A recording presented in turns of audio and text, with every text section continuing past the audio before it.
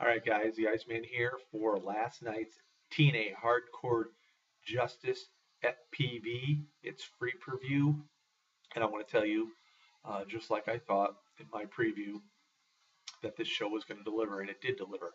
I thought TNA did a great job.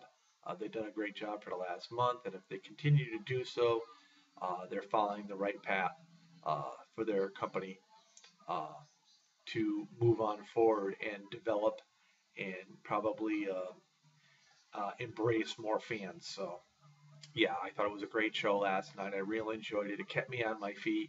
It kept me on my toes. Um, just wanting more. And I'll tell you, it was one of the quickest 2 hours of professional wrestling I've seen in a very long time. But anyway, it started off with the tables match with Jeff Hardy, AJ Styles, Austin Aries, and Kazarian. And this match totally delivered. We saw a lot of excitement throughout this match. Um, a lot of guys getting slammed down off the ladder. Um, Numerous opportunities for any one of these participants to go up there and grab that clipboard with the 20 points on it. And it wasn't until members of the Bad Influence came out, Rude and Daniels, which I had predicted in my preview video that they would get involved in some way or another. And what happened was Christopher Daniels had his Appletini drink, and it was used to throw into the face of a wrestler contending for that clipboard. And of course, I did predict Kazarian to probably come out on top of this match. Deep down inside, I wanted to see Austin Aries because I'm a big Austin Aries fan.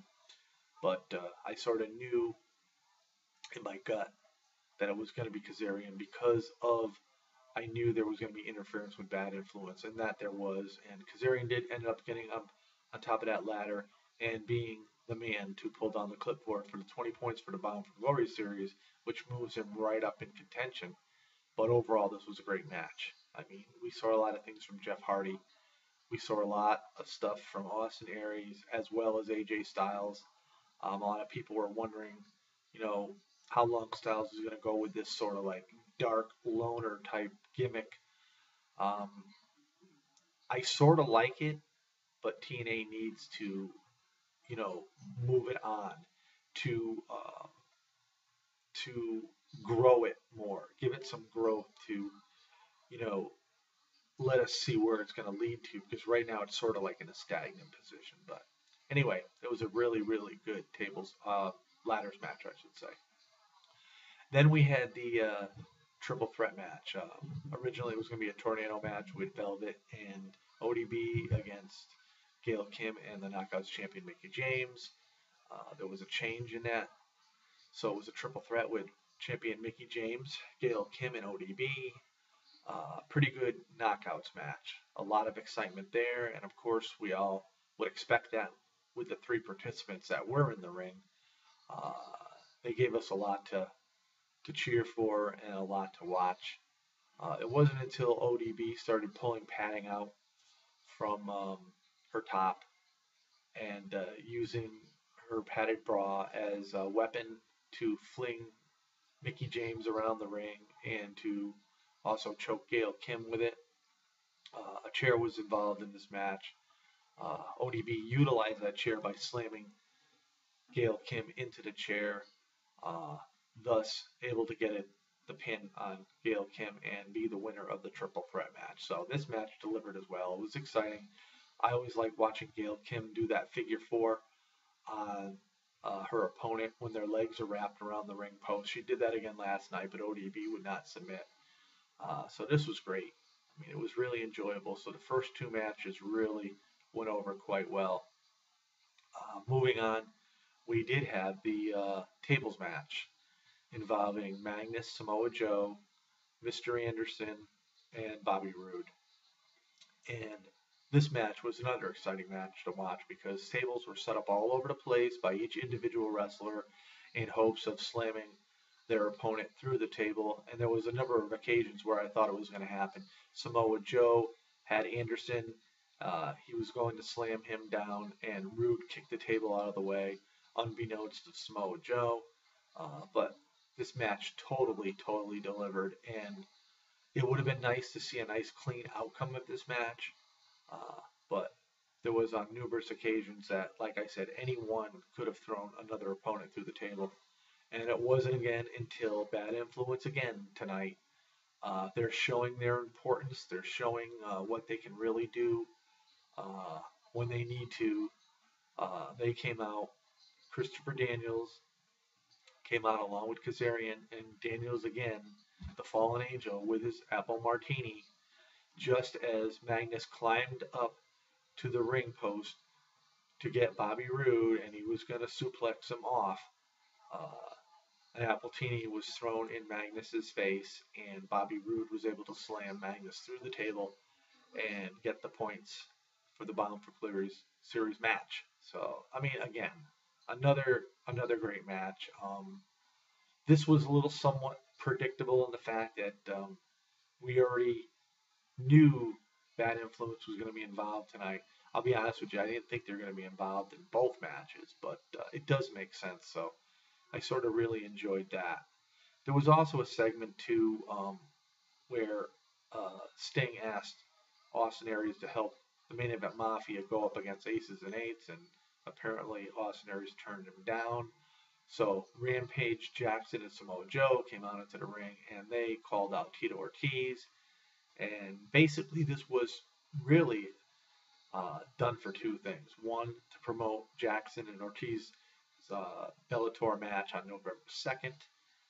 Jackson stating to Ortiz, we've been friends for a long time. I know we have a match coming up. Right now, though, I sort of need your help.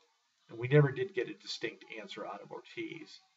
But one would think that after Bully Ray came out and was bashing Ortiz and Jackson, and Ortiz wanted to go after Bully Ray and Samoa Joe, and Jackson had to hold him back, that we thought that Ortiz was indeed going to join Main Event Mafia. But anyway, moving on to the steel cage match, the championship match for the TNA World Heavyweight title. The champion Chris Sabin holding up his belt in honor, and the challenger Bully Ray. Bully Ray knowing that if he lost this match, he would never get a title shot again. I did say in my prediction video that I thought Bully Ray was going to get this belt back.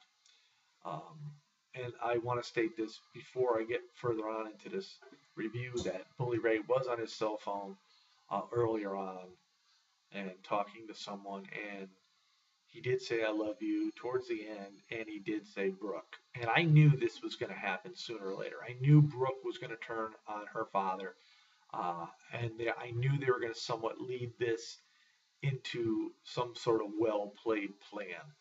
But anyway, getting back to the TNA World Heavyweight title match, a really good match as well. This match went back and forth. Bully Ray dominated in the beginning. Chris Sabin found his way back into this match and fought very hard. There was a point where Sabin was close to winning. Bully Ray ended up having Sabin up on top of his shoulders and spun him around, and Sabin ended up inadvertently kicking the referee and, of course, knocking him out, as we all seen so many times in the past. But Sabin did come back, and he ended up kicking Bully Ray to the head, as well as other moves, and he was going for the pin, but the referee was still out, and it would have been a 3 count easily. But so Sabin found other means of trying to get the win by attempting to go out through the door. He was headed towards that door when Mr. Anderson came in to the scene and closed the door on Sabin, not letting him out. And so we saw backstage, we saw Rampage, Jackson, and Tito Ortiz coming out to go after Mr. Anderson. And of course, there was the turn. Ortiz had the hammer, hit Jackson over the head, went out, and it just went from there. Bully Ray ended up going after Sabin, and I mean, he threw him into the side of the cage, and then he really power slammed him. Ended up getting the victory with the help of Tito Ortiz and Mr. Anderson, and Bully Ray is again the TNA World Heavyweight Champion. But this match did deliver. regardless of the outcome. I thought it was great. I thought the whole show was great. I give it like an 8 because, um, yes, there was a lot of segments, but it was a 2 hour show. We had 4 matches, and the matches weren't very, very short. Uh, they had a lot of duration to them, and there was a lot of action, and there was a lot of controversy as well. And so, give kudos to TNA for what they've been doing for the last month. And, you know, you can say what you want about TNA. A lot of people compare it to the WWE. You cannot compare it to the WWE. They're totally two different industries with different ideas. And for now, as far as TNA goes, it definitely keeps me tuned in every week. And we do have No Surrender coming up on September 12th, another FPV, uh, the last one before the Bound for Glory's pay per view.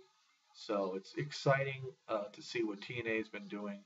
And that's about it, guys. I mean, if you haven't seen the Hardcore Justice FPV, get a chance and watch it because it really delivered. I don't think you'll be disappointed. I wasn't, and I know there was a lot of other people out there that weren't disappointed as well. So this is the Iceman. Peace out, everybody. Have a great Friday.